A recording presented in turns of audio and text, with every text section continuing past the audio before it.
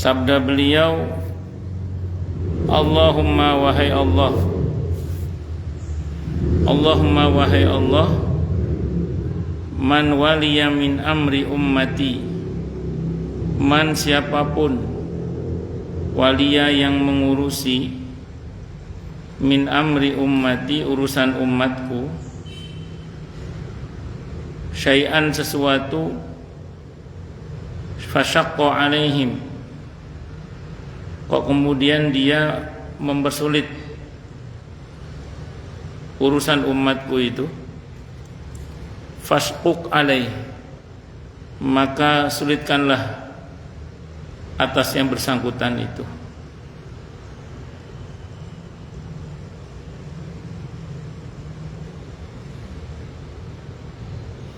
Waman, dan siapapun walia yang mengurusi min amri ummati urusan umatku, syai'an sesuatu, farafaqo bihim, kemudian dia berlemah lembut terhadap umatku atau mempermudah, farfuq ilaihim, maka berlemah lembutlah engkau ya Allah kepadanya, atau permudahlah atau mudahkanlah untuknya. Rawahu Muslimun, hadisnya riwayat Muslim.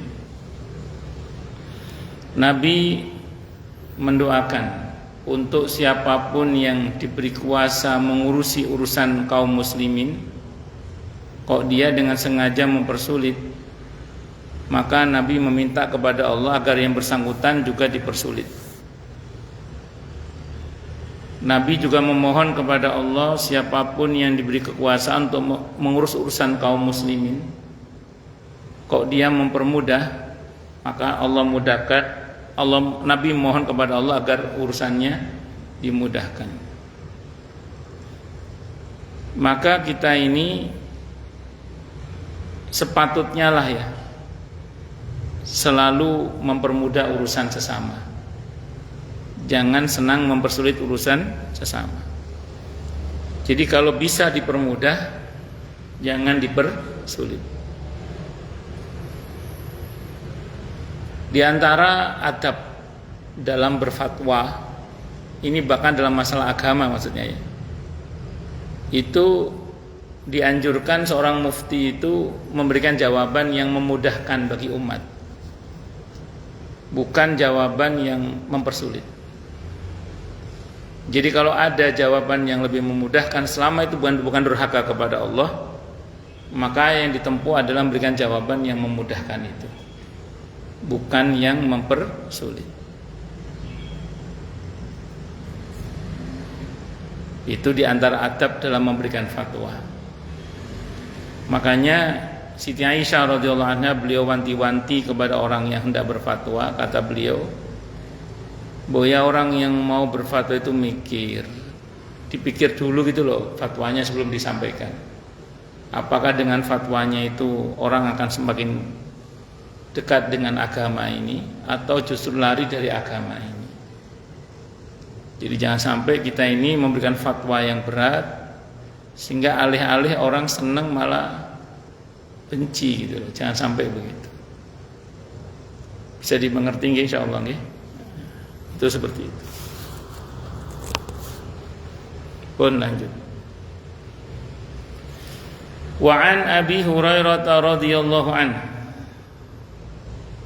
dan diceritakan dari Abi Hurairah radhiyallahu anhu, qala, beliau berkata, apa katanya? Qala, telah bersabda siapa Rasulullah sallallahu alaihi wa alihi wasallam,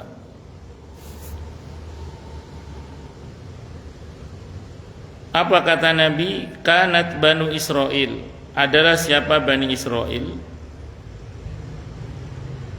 tasusuhumul anbiya'u, mereka dibimbing oleh para nabi. Dari dulu Bani Israel selalu dibimbing oleh para nabi, karena kebanyakan para nabi dan rasul itu dari Bani Israel. Saking wableknya Bani Israel, sampai kebanyakan nabi itu dari Bani Israel.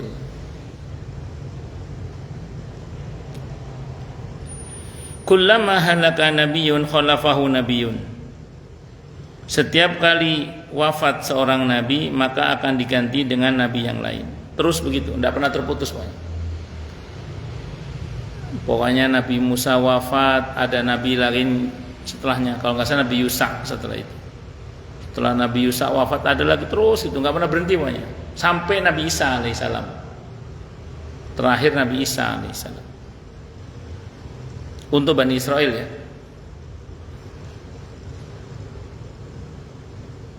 Wa innahu la nabiyya ba'di, dan sungguhnya tidak ada nabi lagi setelahku, kata Nabi.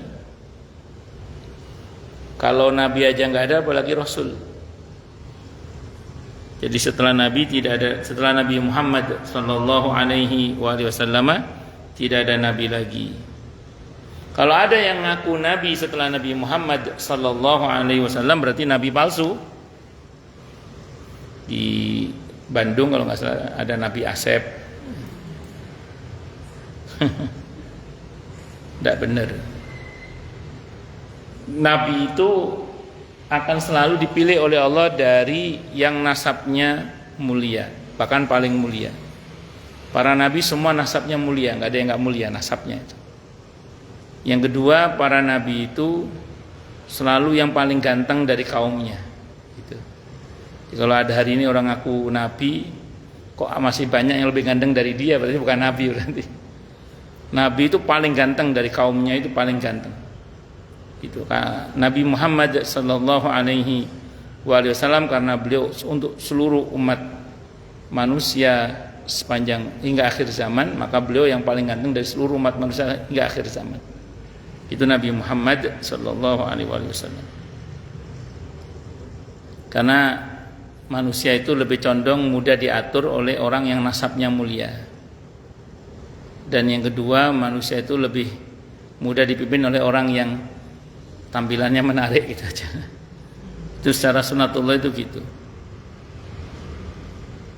Tapi lebih dari itu memang para nabi ini utusan Allah Subhanahu wa ta'ala.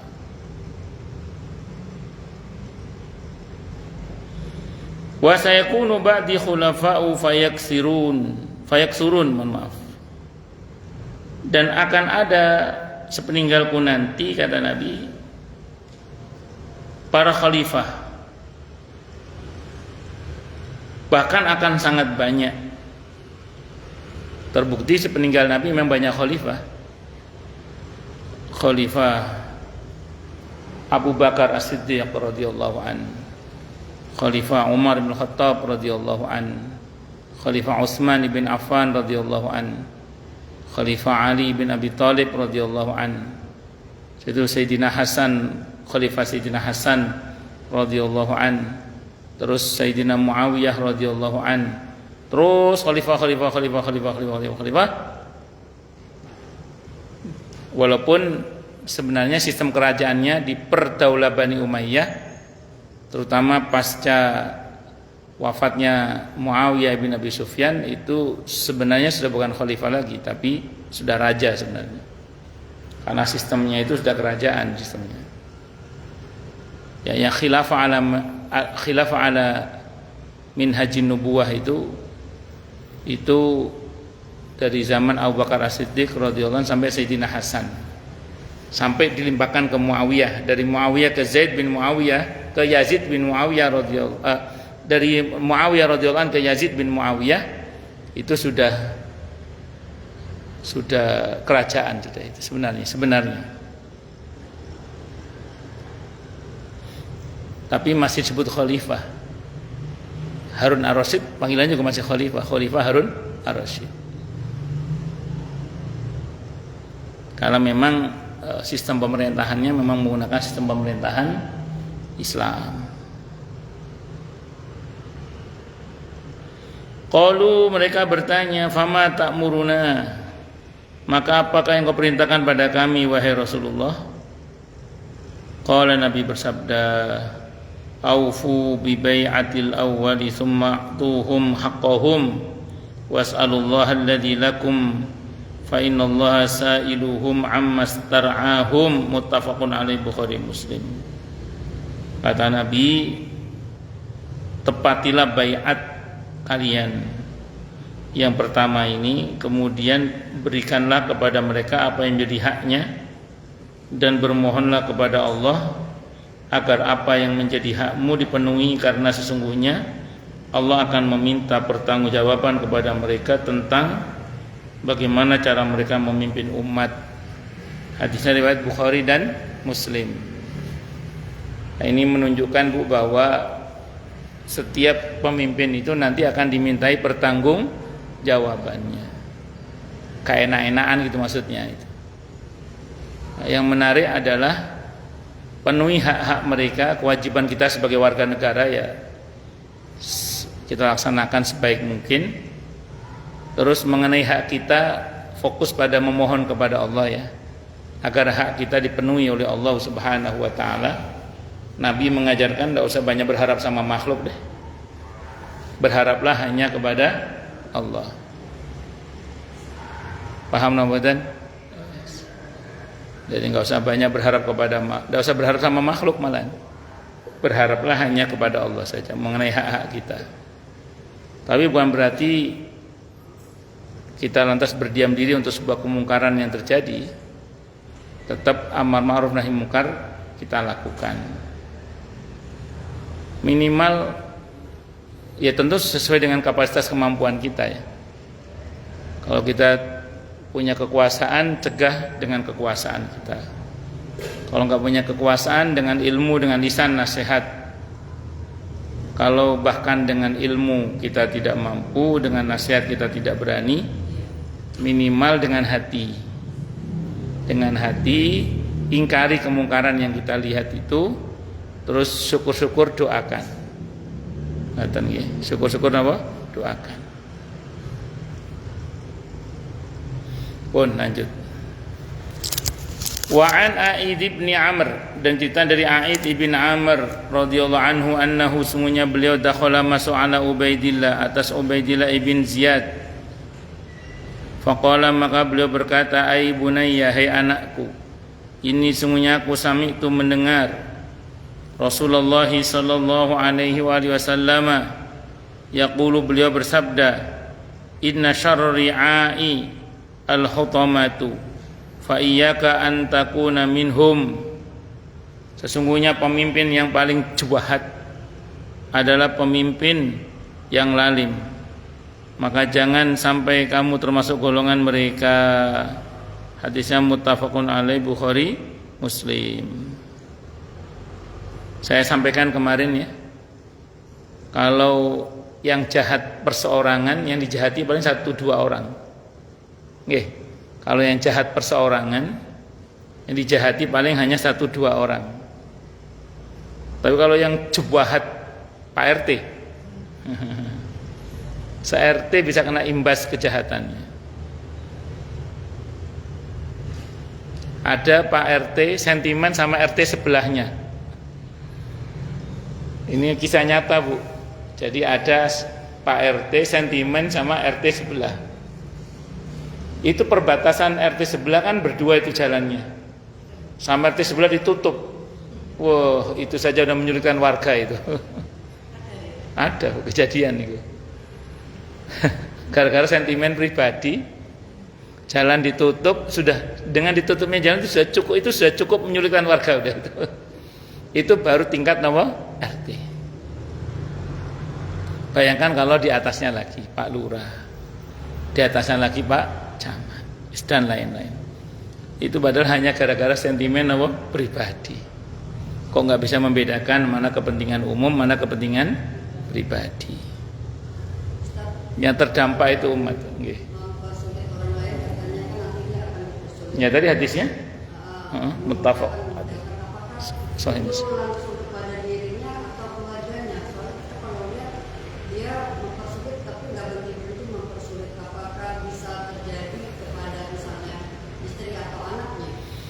Bagus. Saya bicara rumus dulu Bu ya.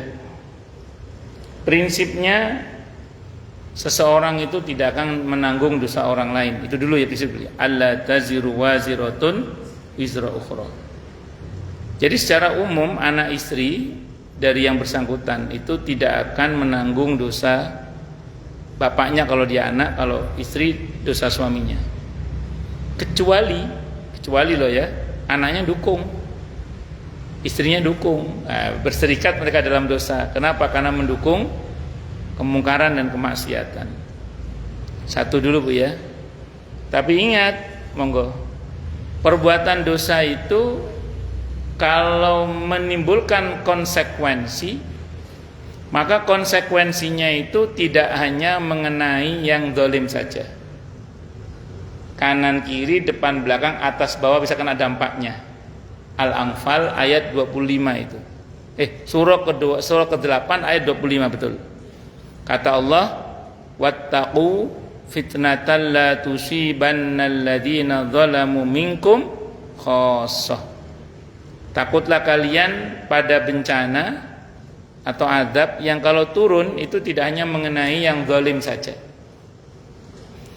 Kenapa saya sampaikan prinsip dulu Bu ya, supaya kita ini tidak punya anggapan menanggung dosa orang lain. Jadi karena masing-masing menanggung dosanya sendiri-sendiri. Bahwa ada yang kemudian karena dia mencontohkan dia menanggung, dia mendapatkan dosa yang lebih karena beri contoh, itu bukan berarti dia ditanggung dosanya oleh orang yang mencontohkan. Tetap yang mencontoh itu dapat dosa juga. Makanya saya ulang tadi terkait suami istri tadi atau anak, orang tua dan anak, ketika bapaknya zalim, bapaknya yang berdosa, anak istrinya mendukung, berserikat mereka dalam dosa. Kalau anak istrinya tidak tahu menahu, mereka tidak pernah menanggung dosa orang tuanya. Tapi kalau perbuatan dosa itu mendatangkan musibah, adab atau apapun dari Allah, itu bisa berdampak ke kanan kiri, depan belakang, atas bawah. Nah, jadi kalau ibu nanya, bisa kena, bisa. Itu seperti itu. Sebagaimana kebaikan kalau rahmat dan barokah Allah turunkan, itu tidak hanya mengenai orang yang baik saja, tapi yang sekitarnya pun bisa kena berkah, kecipratan berkah kebaikannya lah. Itu sederhananya begitu. Wallahu a'lam bishawab. Pun. Wa an Abi Maryam, dan ceritakan dari Pak Maryam namanya Al-Azdi radhiyallahu anhu. Annahu sungguhnya beliau qala berkata li Muawiyah kepada Muawiyah radhiyallahu an. Apa kata beliau? Sami'tu, aku mendengar Rasulullah sallallahu alaihi wasallam yaqulu, beliau bersabda, man wallahu Allahu syai'an min umuril muslimina fahtajaba duna hajatihim wa khallatihim wa faqrihim ihtajaballahu duna hajatihi wa khallatihi wa faqrihi yaumal qiyamah faja'ala Muawiyah rajulan ala hawaijin nas, rawahu Abu Dawud wa Tirmidzi. Hadis ini riwayat Abi Dawud dan Imam At-Tirmidzi. Barang siapa yang diberi kekuasaan oleh Allah untuk mengurusi sesuatu dari urusan umat Islam, kemudian ia tidak memperhatikan kepentingan, kedukaan dan kemiskinan mereka, maka Allah tidak akan memperhatikan kepentingan, kedukaan dan kemiskinannya nanti pada hari kiamat. Kemudian Muawiyah mengangkat seseorang untuk mengurusi segala kepentingan manusia. Jadi ini namanya saling mengingatkan, termasuk kepada pemimpin. Sayyidina Muawiyah radhiyallahu anhu sahabat Nabi. Beliau menjadi khalifah, diingatkan oleh sahabat yang lain. Tentang apa? Hati-hati lo Kang, kalau bahasa kita. Hati-hati lo kalau sampai seorang pemimpin tidak peduli dengan hajatnya kaum muslimin, kefakirannya kaum muslimin, kedukaannya kaum muslimin, maka nanti di akhirat dia tidak akan dipedulikan oleh Allah. Maka Sayyidina Muawiyah radhiyallahu an membentuk tim khusus yang itu khusus untuk mengurusi hajat-hajatnya kaum muslimin, untuk mengurusi kedukaan-kedukaannya kaum muslimin, untuk mengurusi hajat-hajatnya kaum muslimin. Allahu Akbar. Maka siapapun orang-orang yang peduli dengan hajatnya kaum muslimin, kedukaannya kaum muslimin, kepentingannya kaum muslimin, maka kepentingannya oleh Allah akan diperhatikan terutama di akhirat. Tidak hanya di dunia tapi juga di akhirat terutama. Kalau bahasa Nabi di hadis yang lain, kama qala wallahu fi aunil abdi ma kana al abdu fi auni akhi. Allah itu senantiasa membantu hambanya selagi hamba itu peduli membantu saudaranya. Itu seperti itu. Bisa dipahami ya insyaallah nggih. Bab tentang penguasa yang adil. Monggo silakan yang mau tanya dulu sebelum saya masuk bab baru. Kalau ada yang mau nanya, kalau nggak ada saya teruskan. Monggo. Sebelum saya masuk bab baru ada yang mau nanya dulu mungkin? Jelas semua? Atau tidak jelas semua?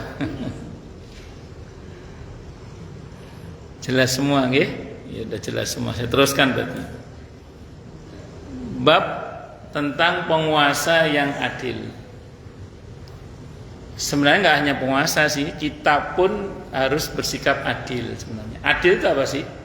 Adil itu lawannya zalim. Zalim itu meletakkan sesuatu tidak pada tempatnya, itu zalim namanya. Jadi meletakkan sesuatu tidak pada tempatnya itu namanya apa Bu? Zalim. Lawannya zalim adil. Berarti adil itu apa? Meletakkan sesuatu pada tempatnya itu namanya adil. Contoh yang kasat mata, misalnya peci, gatuknya itu taruhnya di atasnya. Saya berbuat adil terhadap peci saya. Akan zalim kalau peci ini saya pakai sendal misalnya, saya pakai keset misalnya, zalim berarti. Ini contoh kasat matanya. Dalam pengertian yang keseharian misalnya, mata ini punya hak. Nah kalau ngantuk tidur. Karena haknya mata, kalau ngantuk tidur. Itu namanya meletakkan sesuatu pada yang seharusnya. Tapi kalau kemudian kita tidur terus, itu namanya juga zalim. Kenapa? Karena terlalu banyak ngasih hak ke mata, tidak ngasih aktivitas ke tubuh, anggota tubuh yang lain. Paham nggak? Makanya orang yang adil dia akan bisa berkata begini, ketika dia ngantuk, pertanyaan ini ngantuk apa ngantuan? Nah itu pertanyaannya. Kan gitu ya, ini ngantuk apa? Ngantuan. Ngantuan itu bahasa Jawa Bu, saya terjemah ya. Ngantuan itu ngantukan. Takutnya nggak ngerti bahasa Jawa nanti Bu. Baik, singkat kata singkat cerita, kalau ngantukan berarti kan harus dimujahadai. Karena jangan lupa anggota tubuh yang ini juga punya hak. Hak untuk berbuat baik maksudnya. Lo turu yang tidur terus, berarti juga khawatirnya zalim ke anggota tubuh yang lainnya. Itu seperti itu. Nah, ini contoh yang fisik. Lebih dari itu nanti berkaitan dengan kehidupan sehari-hari kita. Misalnya seorang suami harus didudukkan sebagai seorang suami oleh istri. Ketika istri tidak mendudukan seorang suami pada kedudukan seorang suami sebagai kepala rumah tangga, berarti istri telah zalim kepada suami. Sebagaimana ketika seorang suami yang harusnya mendudukan seorang istri sebagai istri, kok tidak didudukan sebagai seorang istri yang patutnya dilindungi dan diayomi, maka berarti dia telah berbuat zalim kepada istri. Contoh, ada seorang istri menjadikan suaminya seperti keset misalnya, hanya karena istrinya lebih kawaya, lebih bermartabat misalnya, terus dia meremehkan suaminya sampai suaminya dibuat keset. Naudzubillah min dzalik. Sehingga mungkin saya pernah cerita di sini, ada seorang suami cerai dari istrinya, terus dia nikah lagi dengan wanita lain. Dia cerita di sebuah majalah pernah saya baca. Kata dia apa? Alhamdulillah sekarang saya merasa menjadi suami, katanya. Ternyata sebelumnya dia merasa tidak menjadi suami gara-gara oleh istrinya diperlakukan seperti apa tadi? Keset. Ya, karena dia menikah dengan keturunan bangsawan di negeri ini yang cukup punya full power, dan dia rupanya walaupun sebagai suami tapi tidak berfungsi sebagai suami normalnya, sehingga dia menjadi seperti keset itu. Dengan keadaan yang lagi banyak PHK, jadi misalnya suaminya di PHK kan karena kerja lagi, sementara istrinya masih kerja, tapi karena apa-apa mahal, akhirnya yang pembantu pun enggak, jadi suaminya yang melakukan pekerjaan rumah tangga, misalnya ngurus anak, nyuci, kayak gitulah kerjaan ibu rumah tangga. Istrinya dulu enggak kan, suaminya juga karena PHK, masa istrinya dulu, justru istrinya bukan yang membantu perekonomian suami. Sampun, saya bilang tadi itu yang saya ceritakan dalam kondisi normal. Kalau dalam kondisi tidak normal nanti beda bab. Kita bicara per kasus nanti kalau itu. Nah, secara dalam kondisi normal tadi yang saya bilang tadi itu rumus itu. Kalau kita bicara per kasus nanti beda bab. Itu pun ini rumus Bu ya. Sebetapapun istri lebih dari suami, tetap istri harus menghormati suami sebagai kepala rumah tangga.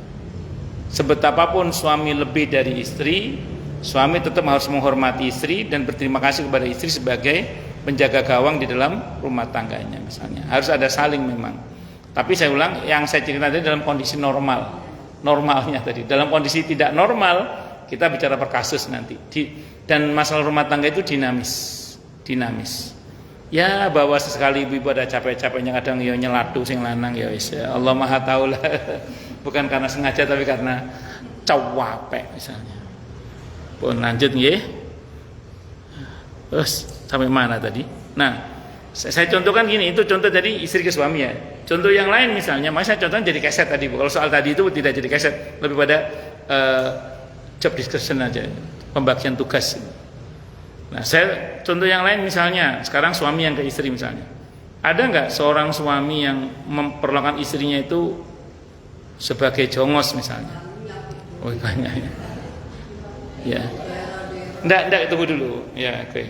Yang saya maksud menjadikan istri sebagai jongos itu gini. Ada model istri itu yang dia memang tidak termasuk dalam kategori ini ya. Ada model istri itu yang memang dia tidak mau punya pembantu. Dan dia senang mengerjakan semuanya sendiri. Dan suami mengapresiasi dengan menafkahi, dengan apa. Kalau itu tidak termasuk ya. Nanti saya khawatir ibu nanti protes. Ya, berarti saya termasuk yang jongos Ustaz. Karena padahal suami selama ini mengapresiasi, menghargai. Kalau itu nggak termasuk ya. Yang saya maksud adalah gini. Kan ada model suami itu yang gini. Mohon maaf, pernah ada ibu-ibu ngomong gini. Saya itu Ustaz udahlah kerja, nganter anak sekolah, kerja nyuci, bantu rumah tangga orang. Gaji saya nggak seberapa Ustaz. Sementara suami saya itu kerja juga Ustaz, tapi gajinya tidak ada untuk kami. Yang ada itu untuk rokok sama kopi dia aja. Jadi kalau untuk hobinya dia ada, tapi untuk sekolah anak enggak ada. Untuk sekolah anak enggak ada. Untuk biaya kehidupan saya. Akhirnya semua istrinya. Ini kan enggak ada apresiasi dari suami. Nah, sementara istri kayak di Plokodo gitu, pelonco dan macam-macam itu. Nah, singkat kata singkat cerita yang model begini ini kalau disengaja ya. Sementara suami mampu tapi tidak mau, ini zalim namanya. Itu seperti itu. Tapi kalau memang ada model istri itu yang memang dia sangat selektif dengan pembantu. Dia nggak mau gampang menerima pembantu dan dia lebih nyaman kalau semua dikerjakannya sendiri dan suaminya mengapresiasi kalau itu tidak ada masalah kalau itu. Itu seperti itu. Tapi ada juga yang memang minta dikasih pembantu, ya kasih pembantu kalau suaminya mampu. Itu seperti itu. Allahu Akbar. Bon, lanjut. Terus? Gini, pertanyaannya istrinya nuntut pembantu apa tidak? Oh, kalau gitu kalau dia mampu harus itu seharusnya itu. Kalau suami mampu ya harusnya ya. Karena gini, kalau suami mampu loh ya, ya dengan catatan mampu loh ya. Ya, karena ada ayat dalam Al-Quran itu di surah At-Tolak ayat 7, liyunfiq dzu sa'atin min sa'ati. Hendaklah seorang suami itu menafkahi berdasarkan kelapangannya. Jadi kalau dia lapang, mestinya dia lapangkan istrinya, termasuk dalam memberikan fasilitas tadi itu mestinya gitu ya. Ya terkembali nanti kepada intern keluarga itu, tapi secara prinsip kalau bicara dari pertanyaan ibu tadi ya dia zalim dalam hal ini. Kalau dia mampu tapi tidak mau ya. Dan ini beda kalau dia tidak mampu. Tapi saya pernah dengar juga ya, Ustaz, kayak katanya gini, sebaliknya seorang istri itu dia tidak melakukan pekerjaan kayak rumah tangga yang saat ini, dia nyuci, misalnya dia ke pasar atau masak, itu sebetulnya malah kaum laki-laki. Tapi salah satu yang harus ditaati oleh seorang istri, taat kepada perintah suami. Nah, suaminya minta masak, jadi suaminya minta rumah bersih, jadi bingung saya tuh. Gak usah bingung, biasa aja. Maksudnya di satu pihak begini, satu pihak hadisnya Iya, seperti ini. nggak usah bingung. Jadi gini, itu pernyataan Sayyidina Umar radhiyallahu anhu. Pernyataan Sayyidina Umar radhiyallahu anhu yang mengatakan bahwa ketika istrinya lagi marah-marah itu, beliau kan mendengarkan Sabarnya. celotehan istrinya itu. Terus saat itu beliau bercerita kepada seseorang yang akan konsultasi kepada beliau tentang masalah rumah tangga kan. Kata Sayyidina Umar, seperti yang kamu lihat tadi kan, ketika istriku marah aku diam. Karena aku saat istriku marah aku membayangkan tugas istriku yang selama ini sebenarnya jadi kewajibanku, seperti menyusui anakku, membuatkan makanan untukku, untuk anak-anakku, menyiapkan pakaian untuk dan seterusnya itu. Kata beliau yang semua itu adalah tugasku sebenarnya, bukan tugas istriku. Itu dipakai dasar sebagian orang bahwa itu semua kewajiban suami, bukan kewajiban istri. Tapi riwayat itu ada yang melemahkan. Tapi walaupun sependek yang saya pelajari, pelemahannya itu dengan dasar kajian kritik materi hadis, bukan sanad hadis. Makanya tidak semua sepakat dengan pelemahannya itu. Jadi kalau ibu bilang tadi memang ada yang mengatakan seperti itu, dasarnya perkataan Sayyidina Umar tadi itu. Nah, sekarang kita bicara real di masa Nabi kita Muhammad sallallahu alaihi wasallam. Di bab tentang masalah nafkah itu, diantaranya memang seorang suami itu ya menafkahi istrinya dalam bentuk memberikan aneka pelayanan-pelayanan tadi itu. Nah, termasuk diantaranya adalah ketika misalnya sang istri untuk mengurus rumah tangga itu dia butuh stamina, vitamin dan macam-macam, maka suaminya ada kewajiban pemenuhan terhadap semua itu. Karena kan istri mesti ngurus anak, ngurus rumah tangga, suami mesti bertanggung jawab pemenuhan atas stamina dan semua itu, kemudahan dan kesehatan istri terkait dengan semua itu. Nah, ketika kemudian mohon maaf misalnya si suami ini mangkir dari semua itu, dia cuek dengan keadaan semua itu, padahal itu sebenarnya harus dikerjakan berdua, sebenarnya kan itu milik rumah tangga kan, tugas berdua sebenarnya. Maka disitulah suami bisa disebut sebagai suami yang zalim kalau sengaja dia mangkir. Makanya gini Bu, tugas kerumah tanggaan itu sebenarnya kan tugas bersama sebenarnya, termasuk mengasuh anak, termasuk ngurus masalah rumah tangga itu tugas kebersamaan sebenarnya.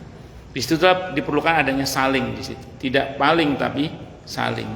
Nah, maka ketika kemudian misalnya si istri atau suami istri bersepakat untuk tidak memerlukan pembantu dan bisa mengatasi sendiri, suami harus pengertian dong. Kalau dia nggak bisa membantu langsung pekerjaan istri, ya paling nggak istri kasih uang ekstra lah. Wah, ada uang ekstra, uang hiburan atau uang liburan. Harus ada uang ekstra, harus pengertian lah, itu seperti itu. Harus saling lah kalau menurut saya ya. Wallahu a'lam bishawab.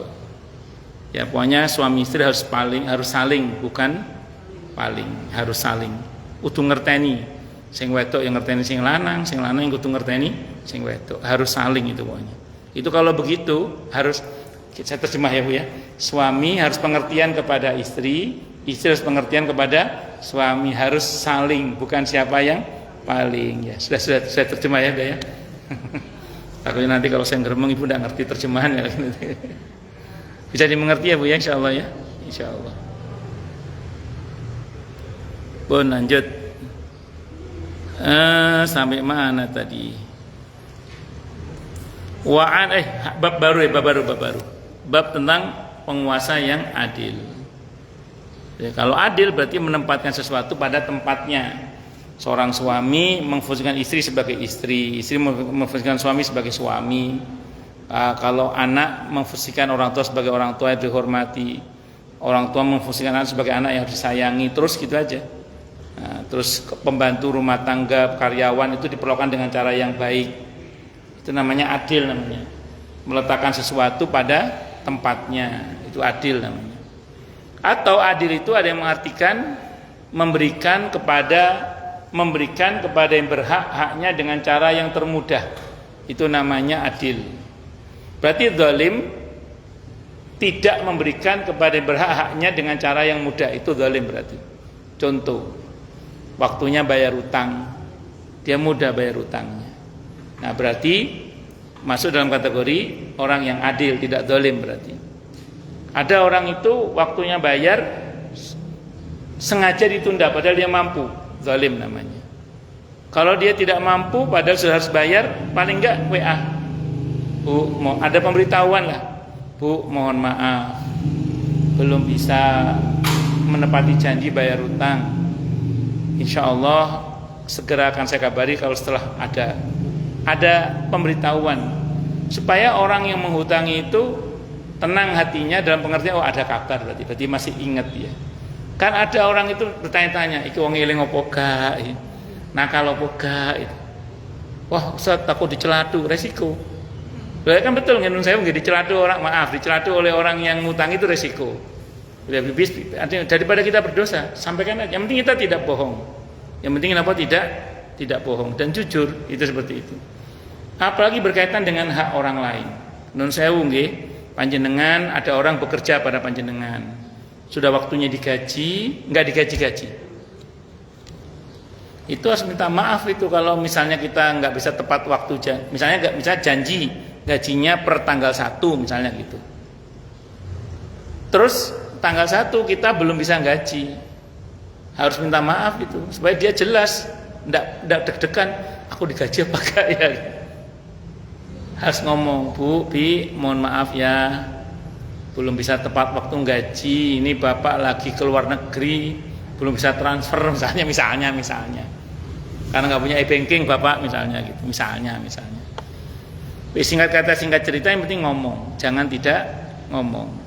Omongan itu menenteramkan bagi orang yang punya, kita ada kewajiban kepada yang bersangkutan.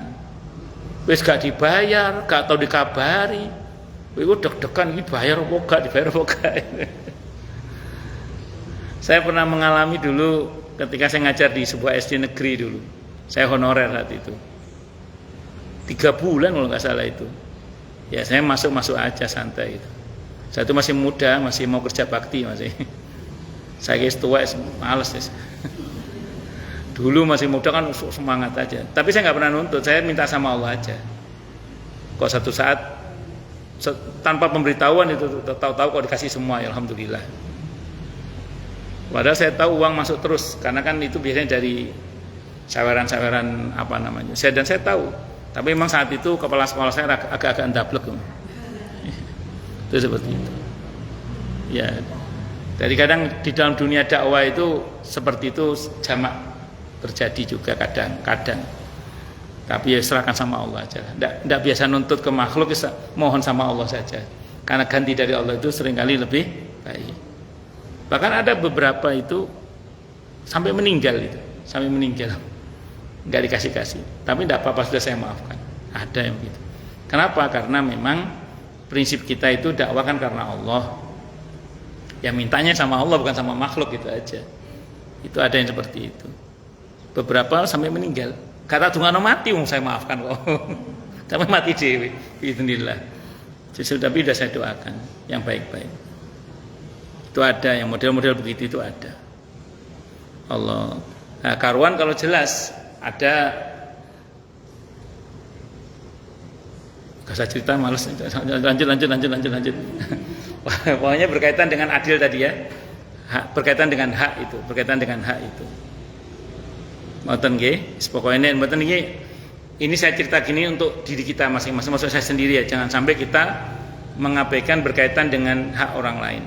Karena gini ya, nun sewu, mungkin diantara kita entah sengaja atau tidak, ada yang mungkin masih punya keterlibatan muamalah ya, yang mungkin belum selesai. Bukan kita tidak mau menyelesaikan, kadang beberapa tidak bisa diselesaikan. Contoh gini misalnya, ada masa lalu kita berkaitan dengan utang dengan teman waktu SMP misalnya, atau teman waktu SMA misalnya. Sementara yang bersangkutan kalau ketemu sih tidak apa-apa, kalau ketemu orangnya kita tahu nomor WA-nya di grup atau apa. Kan fakta ya, di periode kita mungkin karena sudah sangat tuanya kita, beberapa kan mungkin tidak terlacak, betul ya. Saya ngomong gini karena ada kasus gitu ya, saya ngomong nggak terlacak itu, terutama bibi kantin yang sudah ganti makan kerupuk 5 bayar 3 misalnya. Ini gimana? Belum jambu-jambu tetangga itu. Yang ini gimana Ustadz yang model-model begini ini bagaimana? Maka saya hanya bisa berkata, ini perkataan Imam Al-Qurtubi dalam kitab At-Tadhkirah ya. Yang pertama, tetap tobat minta ampun kepada Allah untuk diri kita sendiri. Artinya itu bukan sesuatu yang kita mau sebenarnya, tapi lebih pada karena kebodohan kita di masa itu. Ya, kejadian kita di masa itu. Satu dulu ya. Yang kedua, mintakan ampun kepada Allah untuk siapapun di antara mereka yang kepada mereka kita ada kewajiban minta maaf. Kepada Allah untuk mereka yang kepada mereka kita ada kewajiban minta maaf. Kalau dalam bahasa Arabnya yang versi Imam Ghazali gini, astaghfirullahalazim, di wali walidayya wali ashabil huquqil wajibati alayya. Ya Allah, ampunlah dosa-dosa hamba, dosa-dosa kedua orang tua hamba, dan dosa-dosa orang-orang yang kepada mereka hamba ada kewajiban minta maaf. Kalau jenengan hafal namanya syukur, nggak hafal Allah Maha tahu lah maksud kita. Jadi kita mintakan ampun kepada Allah untuk orang-orang yang kepada mereka kita ada kewajiban minta maaf. Sampaikan gitu sama Allah. Ini kata Imam Al-Qurtubi dalam kitab At-Tadhkirah ya. Dan ini kata Imam Al-Qurtubi tidak ada khilaf di antara para ulama. Insya Allah kita diampuni oleh Allah dengan cara ini. Atau paling enggak diringankanlah beban kita. Yang ketiga apa? Yang ketiga, kalau ada hak yang diambil, sedekah atas nama yang bersangkutan. Karena kan kita nggak mungkin mengembalikan, karena kita nggak tahu orangnya. Kita nggak tahu rimbanya. Beberapa kita kan nggak tahu bibi kating kita udah tinggal di mana sekarang, atau anaknya di mana kita nggak tahu. Tetangga kita kadang udah pindah atau udah meninggal. Tadi saya ulang, ada beberapa teman sekolah kita dulu yang sudah nggak jelas di mana rimbanya. Kita nggak tahu nomor WA-nya. Saya yakin jenengan kalau ketemu dibayar, saya yakin. Tapi kan nggak mesti ketemu kan masalahnya kan, nonton gitu. Maka kata Imam Al-Qurtubi sedekah atas nama mereka. Jadi kalau saya sering ngajarkan gini. Ini saran saya ya. Dari sekarang aja niat dalam hati, ya Allah, ke depan setiap sedekah hamba sebagiannya semoga pahalanya untuk orang-orang yang kepada mereka hamba punya kewajiban mengembalikan hak itu. Jadi jangan nggak mesti setiap hari sedekah atas nama, nggak harus. Ini saran saya, saran saya. Anda boleh sepakat boleh tidak. Dari sekarang lah dalam hati niatkan dalam hati dari sekarang pokoknya, ya Allah, setiap sedekah hamba, dibalik setiap sedekah hamba semoga pahalanya sebagiannya untuk orang-orang yang kepada mereka hamba ada kewajiban mengembalikan hak. Nah, itu kata Imam Al-Qurtubi dalam kitab At-Tadhkirah, tidak ada khilaf di antara para ulama. Insyaallah kita diampuni oleh Allah. Pertama apa tadi Bu? Tobat minta ampun kepada Allah. Yang kedua mintakan ampun untuk yang bersangkutan kepada Allah. Caranya tadi apa? Ya Allah, ampunilah dosa-dosa hamba dan dosa-dosa kedua orang tua hamba dan orang-orang yang kepada mereka hamba punya kewajiban minta maaf. Gitu ya. Kemudian yang ketiga, sedekah atas nama mereka. Kalau ini untuk memudahkannya, ibu niatnya dalam hati, niat dari sekarang aja. Kan ibu ada kemungkinan lupa tuh ke depannya kan? Kan ibu nggak selalu ingat kan? Ya makanya supaya ibu dinilai seterusnya itu sedekahnya ada bagian untuk orang-orang yang kepada mereka ibu ada kewajiban mengembalikan hak, diniatkan dari sekarang aja pokoknya. Pun ya Allah, pokoknya setiap sedekah yang hamba lakukan semoga sebagian pahalanya untuk orang-orang yang kepada mereka hamba ada kewajiban mengembalikan hak. Niat kita di dalam hati, ya Allah, pokoknya setiap sedekah hamba ke depannya ini, pokoknya setiap sedekah hamba ya Allah, mudah-mudahan sebagian pahalanya adalah untuk orang-orang yang kepada mereka hamba punya kewajiban mengembalikan hak. Insya Allah dengan. Tapi kalau ketemu tetap dibayar ya. Kalau ketemu tetap dibayar. Allah, nggih monggo. Itu begini ya. Begini. Ini rumus dulu ya. Sependek yang saya pelajari dalam Al-Qur'an itu tidak ada perintah meminta maaf. Yang ada adalah perintah memaafkan. Ibu tahu nggak apa faedah dari keadaan itu?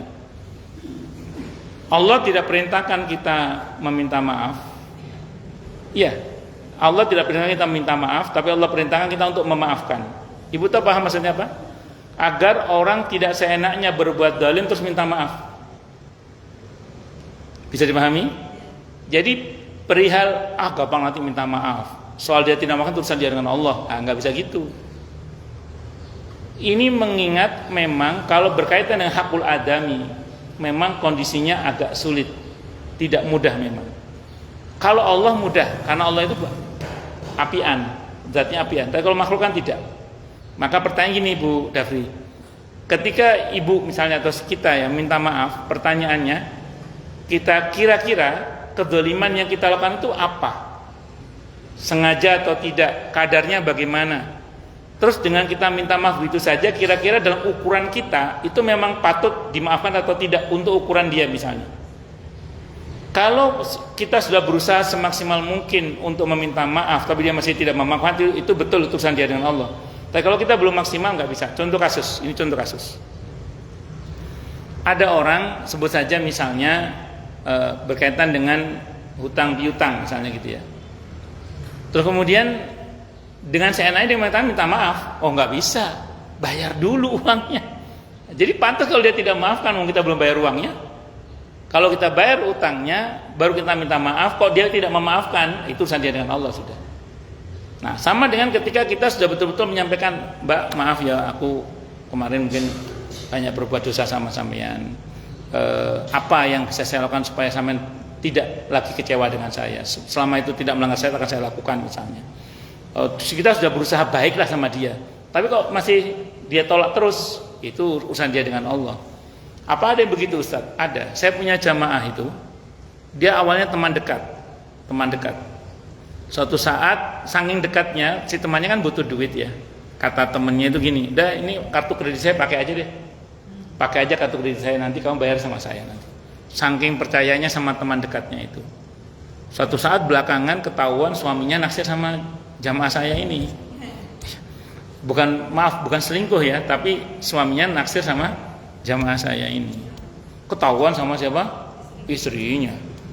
Marah istrinya. Harusnya kan marahnya sama suaminya ya. Ini malah marahnya sama jamaah saya. Akhirnya jamaah saya ini, pokoknya saya tidak akan maafkan kamu. Saya akan tuntut kamu nanti di akhirat. Ya itu terserah kan di luar kehendak jamaah saya. Kan jamaah saya itu berusaha untuk bayar utangnya, ditolak. Enggak, saya nggak mau bayar utang sama kamu. Jadi dibayar utang itu ditolak, utangnya itu. Enggak. Kenapa? Saya akan tuntut kamu nanti di akhirat pokoknya. Loh, sampai nanya ke saya jamaah saya, gimana saya cara bayar utangnya? Udah saya bayar, ditolak terus. Enggak bisa saya bayar utang dia, ditolak terus, enggak bisa. Sampai akhirnya kemudian ya tadi semuanya akan saya tuntut nanti di akhirat. Ya ibu, yang penting berusaha bayar, saya bilang gitu. Soal kemudian dia nggak mau dibayar, itu urusan dia dengan Allah udah. Saya bilang gitu. Yang penting ibu berusaha serius bayarnya.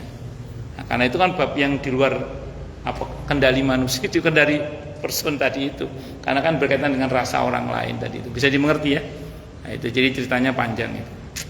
Pun lanjut. Ya itu Bu diantaranya ya yang harus kita perhatikan. Ini duhurnya agak mepet. Monggo silakan yang mau tanya dulu deh, yang mau tanya dulu. Tanya, protes, marah boleh. Ini baru babnya ya, belum pembahasannya. Nggih. Monggo silakan yang mau tanya dulu. Tanya, protes, marah boleh silakan. Nggih, monggo.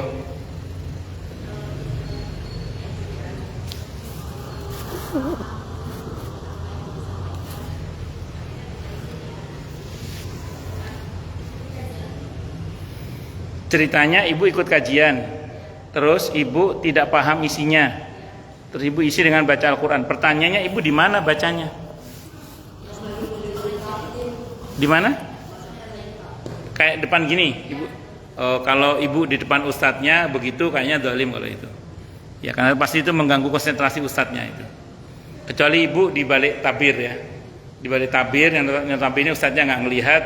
Apalagi itu mojok jamaah juga tidak akan terganggu. Kalau itu insya Allah sih semoga tidak apa-apa. Walaupun kalau saran saya, walaupun ibu tidak paham, dengerin aja sudah. Sambil ibu bermohon pada Allah semoga dibuat paham gitu.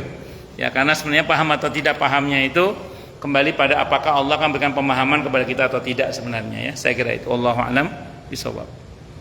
Monggo yang lain silakan. Nggih, monggo Bu Guru.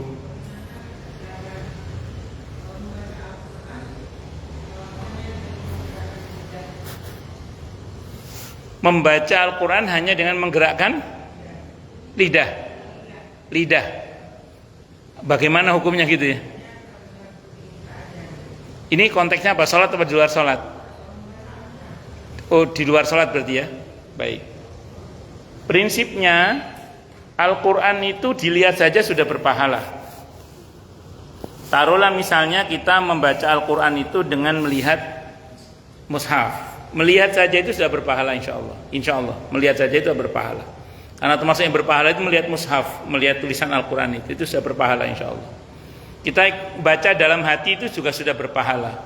Cuman yang dikehendaki oleh syariat itu sebenarnya tidak hanya dibaca dalam hati, tapi terlisankan agar lisan kita ini betul-betul membaca Al-Quran dengan baik dan benar, karena ini erat hubungannya nanti dengan makharijul huruf, di mana maknanya juga berbeda kalau nanti keluarnya berbeda. Sehingga karenanya kemudian kalau yang ibu tadi maksud menggerakkan lidah dan tetap bersuara walaupun lirih, itu tidak ada masalah sebenarnya, asal memang makharijul hurufnya benar. Itu seperti itu.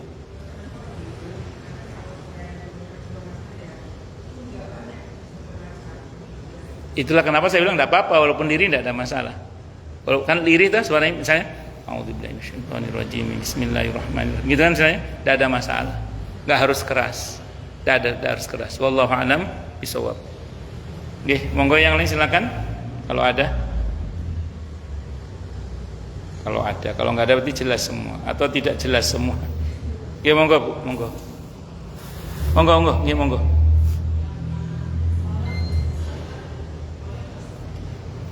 Baik, jadi ceritanya ibu masih di dalam kota, berangkat menjamak sholat, jadi jamak takdim ya, betul ya? Boleh apa tidak gitu ya? Baik. Sependek yang saya pelajari, kalau di dalam madhab Syafi'i ya, tak boleh menjamak maupun mengqashar sholat di dalam kota. Khusus untuk menjamak boleh kalau ada udzur. Udurnya diantaranya misalnya karena ada hujan, misalnya ya, atau karena sakit yang membutuhkan untuk dijamak sholatnya. Nah, sementara kalau safar tidak masuk karena ibu masih di dalam kota, masih belum keluar kota, berarti ibu masih belum disebut safar, atau belum keluar kampung, berarti ibu masih belum dianggap safar. Ini sependek yang saya tahu dalam madhab Syafi'i. Tapi kalau dalam madhab Hambali boleh, tapi jangan sering-sering. Jadi menjamak sholat dalam kota itu boleh, tapi jangan sering-sering. Nah, didasarkan kepada sebuah hadis dari Siti Aisyah radhiyallahu anha, pernah satu saat Nabi itu di dalam kota, tidak sakit, tidak safar, tidak sedang hujan. Beliau menjamak zuhur dan asar, maghrib dan isya sekaligus dijamak oleh beliau dalam satu hari itu, dan para sahabat berkomentar ini untuk kemudahan bagi umatnya. Imam Ahmad berkata boleh menjamak sholat, bukan mengqashar ya, menjamak sholat dalam kota, tapi jangan sering-sering. Itu yang saya tahu. Wallahu a'lam. Itu ibu safarnya sering apa tidak? Daya ibu kan nggak sering-sering toh? Nggak sering-sering nggak. Ibu kalau nanya ke saya ya, saya termasuk yang melakukan itu aja deh. Saya termasuk yang melakukan. Kenapa? Saya memandang nanti kalau di perjalanan, apalagi kalau bawa anak, bawa keluarga, itu agak ribet, betul ya? Nah, untuk memudahkannya saya kerjakan di dalam kota. Saya termasuk yang berpendapat boleh. Saya bermadhab Syafi'i, tapi dalam hal ini saya pakai madhab Hambali dalam hal ini. Bukan untuk meremehkan, tapi untuk kemudahan. Karena ada kaidahnya al-masyaqqatu tajlibut taisir ya. Wallahu a'lam bishawab. Saya kira itu Bu ya. Dan sebenarnya dalam madhab Syafi'i ada juga sih pendapat, tapi lemah. Nah, tapi kalau dalam madhab Hambali yang saya tahu itu diperbolehkan, tapi jangan sering-sering. Apalagi? Nggih. Di dalam rumah tidak ada masalah. Di dalam rumah nggak ada masalah, tapi jangan sering-sering. Nggak sering-sering toh? Nggih, nggak sering-sering. Nggih. Cukup dulu? Nggih. Kenapa?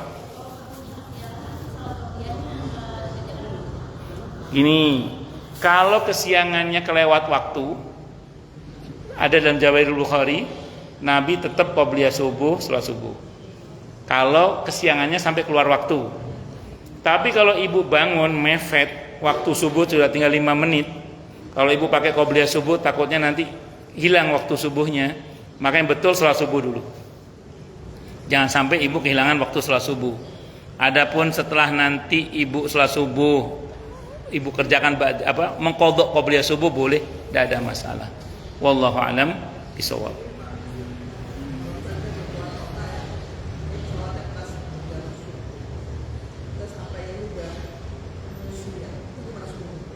Ibu sampainya? Nggak, ibu naik pesawatnya?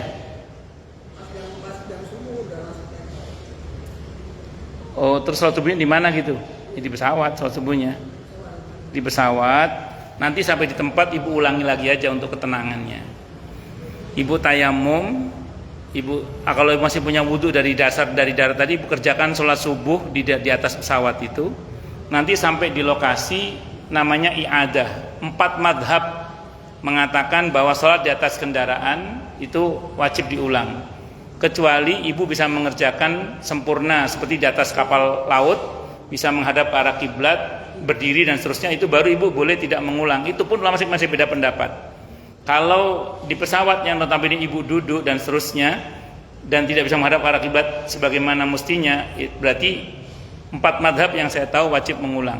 Sebenarnya gini Bu, sebenarnya rukhsah yang diambil sholat di pesawat itu sudah sah sebenarnya. Kenapa para ulama kok memerintahkan untuk diulang? Itu sebenarnya lebih kepada untuk ketentraman hati sebenarnya. Daripada kita ragu-ragu, mending diulang. Dan i'adah, mengulang salat itu terjadi di masa Nabi dan para sahabat. Seperti saya pernah cerita mungkin di sini, ada 2 orang sahabat yang tayamum. Ketika tayamum, selesai tayamum, mendapatkan air. Begitu mendapatkan air, yang satu mengulang salat, yang satu tidak. Kepada yang mengulang, Nabi mengatakan kamu dapat 2 pahala. Yang tidak mengulang, Nabi mengatakan asabta sunnah, kamu sudah sesuai dengan sunnah. Nabi tidak melarang bagi yang melakukan i'adah.